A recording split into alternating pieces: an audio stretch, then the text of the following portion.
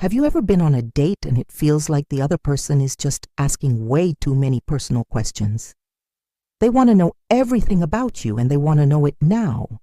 They press you about your childhood, your family, your exes, your deepest fears and insecurities.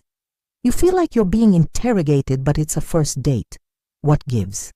You may have encountered what some are calling floodlighting, where someone bombards you with too much information too soon, overwhelming you and derailing any chance for a budding connection. But why do people do this? And how can you protect yourself from getting swept away in a sea of unsolicited emotions? It can feel flattering when someone is so interested in us that they want to know every intimate detail of our lives. But when it happens too soon, it can be a major turnoff. We need time to get to know someone, to establish a connection and build trust before diving into the deep end of emotional intimacy. Bombarding someone with personal questions and expecting them to open up completely right away is a huge ask. It can feel like an invasion of privacy and a breach of trust. And when the other person pulls back, you might feel rejected or confused. Why aren't they being more open with me? When we force emotional intimacy, we rob the other person of the chance to have their own experience. Everyone processes things in their own time, and by pushing someone to share more than they're comfortable with, you could be causing them to block or withdraw. This can create a disconnection rather than the closeness you might be aiming for. So why do people engage in this behavior? One possible explanation is that they have a low frustration tolerance. These individuals may not be used to waiting or respecting the natural progression of getting to know someone. They want what they want when they want it. There's also a lack of empathy. They don't consider how their words or actions might affect the other person. Another reason is a lack of self-awareness. Some people are not in touch with their own emotions or how their behavior affects others. They may not realize that they are coming on too strong or that their questions are inappropriate for the stage of the relationship. Then there's the fear of missing out. Some people are so desperate to find a partner that they'll do whatever it takes to make a connection, even if it means moving too fast and scaring the other person away. And finally, there's the issue of poor impulse control. Some people are not able to think before they speak or act. They just say or do whatever pops into their head without considering the consequences.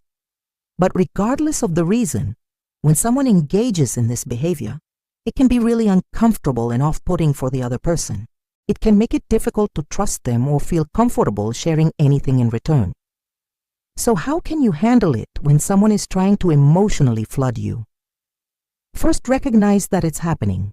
Pay attention to your gut instincts. If you feel like the person is being too pushy or invasive, then pull back and set some boundaries. Don't feel like you have to share more than you're comfortable with. Even if they're pressuring you, you have the right to protect your privacy and personal information. Second, try to understand their perspective. Why are they acting this way? Are they insecure or anxious? Do they have a history of being rejected? By understanding their behavior, you'll be better equipped to deal with it. Next, communicate your needs. Let them know that you're not comfortable with the level of intimacy they are seeking. Be honest and direct, but also respectful. Explain how their behavior is affecting you and ask them to slow down. If they continue to push your boundaries, then it's time to disengage.